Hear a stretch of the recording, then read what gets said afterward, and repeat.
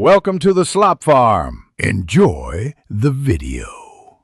You start by powering off and unplugging your computer, then ground yourself. Static kills drives. Once done, remove the case or back cover with the correct screwdriver. Keep screws organized. Make sure you have the new SSD and any adapters. If you have an M.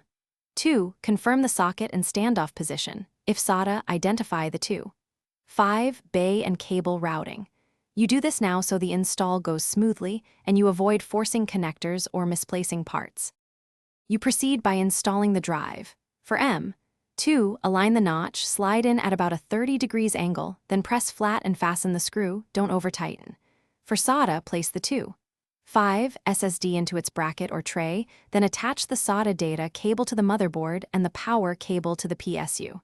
Once connected, route cables cleanly to avoid airflow blockage.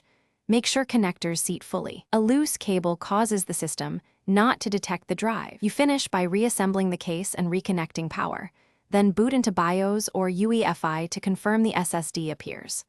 Once detected, boot your OS and use disk management or disk utility to initialize, partition, and format the new drive. Choose GPT for modern systems. If the drive is missing, power down, reseat the connector or M. 2 screw, try a different SATA port or cable, and make sure the BIOS mode and NVMe drivers are enabled.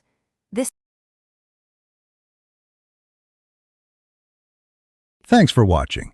Consider subscribing if we helped you today.